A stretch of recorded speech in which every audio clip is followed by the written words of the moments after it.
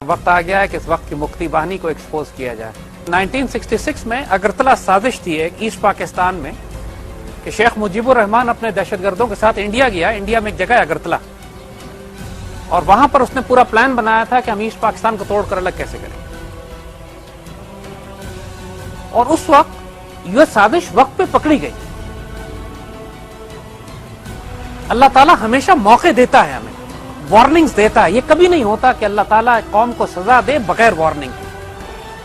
پورا قرآن گواہی دیتا ہے اس بات کہ جب کسی قوم پر عذاب آنے لگتا ہے اس سے پہلے وارننگز آتی ہیں، نصیحتیں آتی ہیں، اللہ کے بندے آتے ہیں، کھل کے اذان دیتے ہیں، ہوش میں آؤ مار پڑنے والے، اور تھوڑے لوگ ہوتے ہیں جو اس بات کو سمجھتے ہیں۔ ایسٹ پاکستان وہ پورا علاقہ سارا بنگالی سپیکنگ ہے، جس میں جتنے ایلیٹ تھے، جتنے وہاں کے حکمران اور حکومتی طبقے تھے اور پاکستان کی ریاست کے وفادار لوگ تھے، مکتی بانی کے دہشت گرد ان کو یا قتل کر چکے تھے یا دہشت زدہ کر چکے تھے۔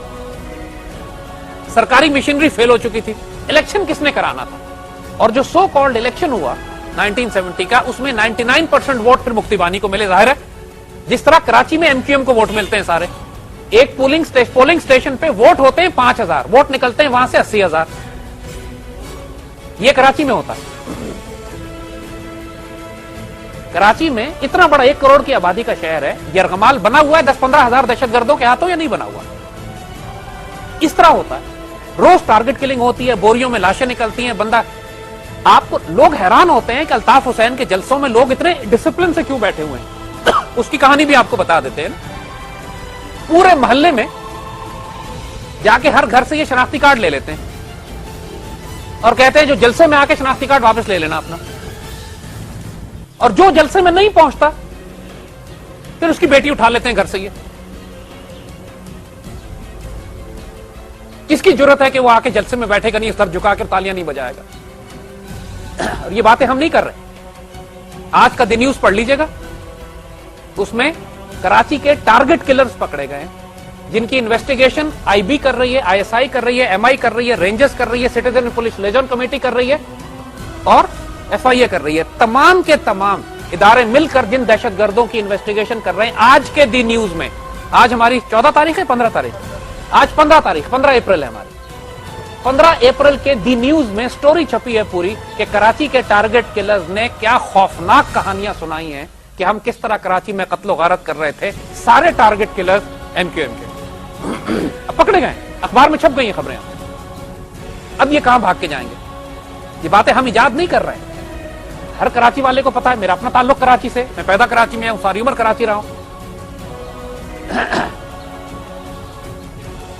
اور اگر یہ مہاجر ہونے کا کسی کو تانا دیتے ہیں، یہ تو تانے دینے کی بات کرتے ہیں نا۔ اللہ کے فضل سے اگر مہاجر ہونا ہے، ہجرت کرنا، تو ہمارے نبی صلی اللہ علیہ وسلم کی سنت ہے، اتنا آنریبل طریقہ ہے۔ اور اقبال فرماتے ہیں کہ ہجرت کے بغیر ایمان ہی مکمل نہیں ہوتا۔ تو اللہ کے فضل سے ہمارے والدین نے بھی ہجرت کی ہے، میرے والد نے بھی اور والدہ نے بھی۔ تو اگر مہاجر یہ کہتے ہیں ہجرت کرنے والے کو، تو الحمدللہ اس لحاظ سے ہم بھی مہاجر ہیں، ہجرت کرنے والے ہیں۔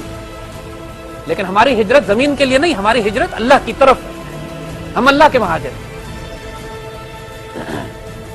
اور میرا تعلق بھی کراچی سے، تو کوئی مجھے یہ نہیں کہہ سکتا کہ میں جس طرح یہ فساد پھیلاتے ہیں کہ پنجابی ہمارے خلاف بولتا ہے، پشتون ہمارے خلاف بولتے ہیں، دوسرے ہمارے خلاف بولتے ہیں۔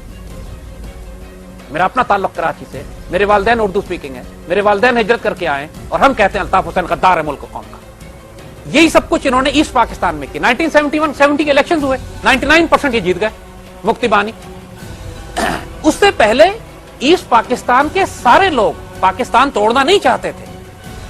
کیا مجھے بتائیے کراچی کے سارے لوگ جو MQM کے ساتھ ہیں؟ نہیں، لیکن دہشت زدہ تو ہیں نا، خوفزدہ تو ہیں۔ اسی طرح سوات کے سارے لوگ کیا تحریک طالبان کے ساتھ تھے؟ نہیں، لیکن خوفزدہ تھے، دہشت زدہ تھے، قابو میں آ گئے تھے۔ یہی حال ایسٹ پاکستان کا کیا انہوں نے۔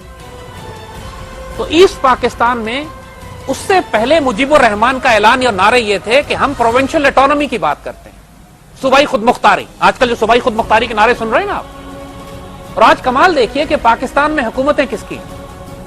فرنٹیئر میں حکومت ہے عوامی نیشنل پارٹی کی۔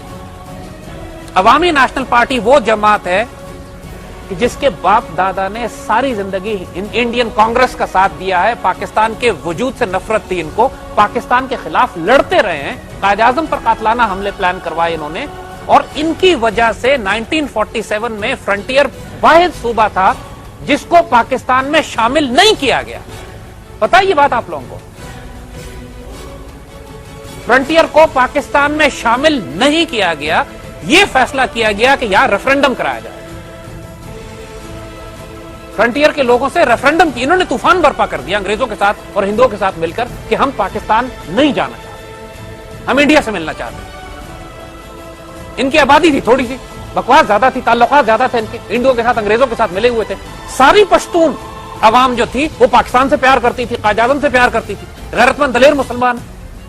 لیکن انہوں نے ہنگامہ کر دیا شک ڈالنے کے لیے کہ جی ہم تو پاکستان میں جانا ہی نہیں چاہتے. نتیجہ یہ ہوا کہ فرنٹیئر میں ریفرنڈم کرایا گیا.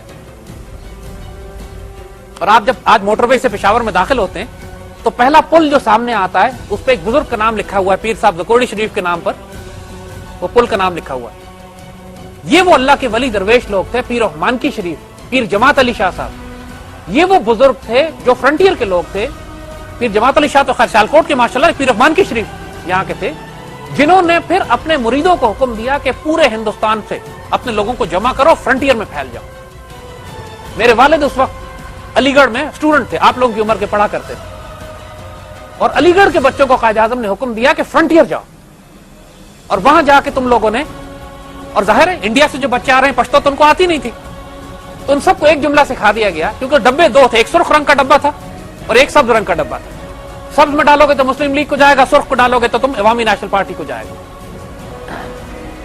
تو سارے ان بچے جو انڈیا سے آئے تھے مسلم لیگ کے پاکستان موومنٹ کے لیے, ان کو ایک جملہ سکھا دیا گیا کہ شین صندوق واچوا, تم نے سبز رنگ کے صندوق میں ڈالنا. وہ شین چائے تور چائے فرنٹیئر میں جائے نا, کالی چائے پیو گے سبز چائے پیو گے, وہ ایک سوال. تو سب بچوں کو سکھا دیا کہ شین صندوق پہ واچو, تم نے سبز رنگ کے ڈبے میں ڈالنا. اور یہ بچے پورے فرنٹیئر کے گاؤں گاؤں جا کے لوگوں کو ڈبہ دکھاتے تھے اور کہتے تھے شین صندوق پہ واچو جی. اور صرف 4 سدہ میں, جو کہ میرے والد چونکہ اس گروپ کا حصہ تھے, 4 سدہ میں ان بچوں کو مار پڑی. 4 سدہ عوامی نیشنل پارٹی کا گڑھ تھا, آج بھی ہے. یہاں پر ان بچوں کو مار پڑی. باقی ساری جگہوں کے اوپر ماشاءاللہ فرنٹیئر کے پشتونوں نے جو محبت, پیار, عزت اپنے ساتھ رکھا سارا. 4 سدہ میں بھی وہی بات کہ سارے پشتون ان کے ساتھ نہیں تھے, لیکن ان کی ایک انگریزوں کے ساتھ. تو خان عبد الغفار خان آج بھی فرنٹیئر کا گاندھی کہلاتا تھا. اس کو اتنی شدید نفرت تھی پاکستان سے کہ 1986-87 وغیرہ میں جب اس کا انتقال ہوا ہے تو اس نے پاکستان میں دفن ہونے سے انکار کر دیا. کہا میں پاکستان میں دفن نہیں ہوں گا, مجھے اتنی نفرت ہے اس جگہ سے. اس نے کہا میں جلال آباد جا کے دفن ہوں گا, آزاد ملک میں. انا للہ و انا الیہ راجعون. تو پھر پشاور سے اس کا جنازہ جلال آباد لے جایا گیا اور جلال آباد میں اس کو دفن کیا گیا. اللہ کا شکر ہے کہ پاکستان میں دفن نہیں ہوا, یہ پاک سرزمین ہے.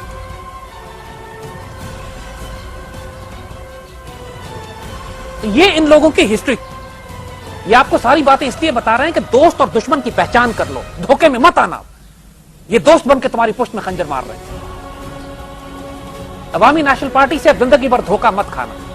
یہ پلیت ناپاک لوگ ہیں جو ساری عمر کانگریس کے ساتھ رہے, دنیا میں بھی اس وقت بھی کانگریس کے ساتھ تھے, اب بھی کانگریس کے ساتھ ہیں, اور اب ہم کہتے ہیں انشاءاللہ آخرت میں بھی یہ گاندھی کے ساتھ اٹھائے جائیں گے, کیونکہ کہلاتا ہی فرنٹیئر کا گاندھی ہے یہ. انا للہ, کوئی کہلائے فرنٹیئر کا ابو جہل, انا للہ و انا الیہ راجعون. کس قسم کا خوبصورت خطاب ہے, میڈل اس کے نصیب کا میڈل ہے اس کو جو ملا ہے.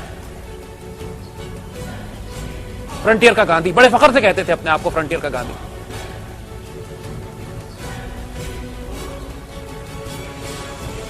الطاف حسین کی تقریریں نکال کے دیکھیے, انڈیا میں جا کے تقریر کرتا ہے کہ پاکستان کا بننا تاریخ کا سب سے بڑا بلنڈر. انا للہ و انا الیہ راجعون. پھر بات کرتا ہے صوبائی خود مختاری کی, اور جو صوبائی خود مختاری کے ڈیمانڈ اس نے دیے, اور شیخ مجیب کے ڈیمانڈ اٹھا کے دیکھ لیجیے, آئیڈینٹیکل ہیں, بلکہ اس کے اس سے زیادہ.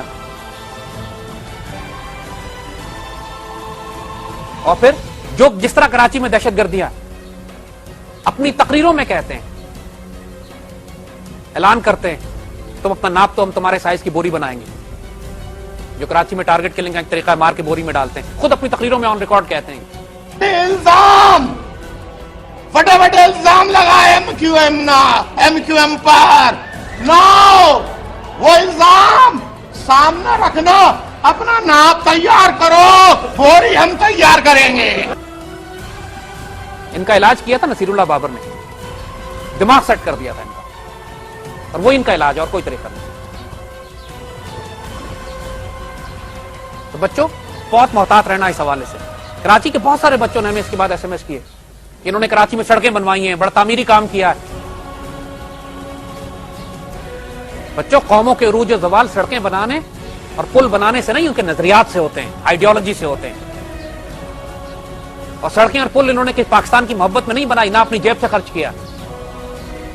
10 کروڑ روپے کا پل تھا تو 500 کروڑ روپے کا بل بنایا. یہ آرگنائز کرپشن تھی ان کی. کنسٹرکشن کے ٹھیکوں میں جتنا پیسہ یہ لوگ کھاتے رہے, یہ آرگنائز کرپشن تھی. جس طرح ملک کا سربراہ جو ہے, اس کو بمبینو سنیما کے باہر ٹکٹ بلیک کرنے کی ضرورت نہیں ہے, اس کا لیول اونچا ہو گیا اب یہ پورا ملک بلیک کرتا ہے.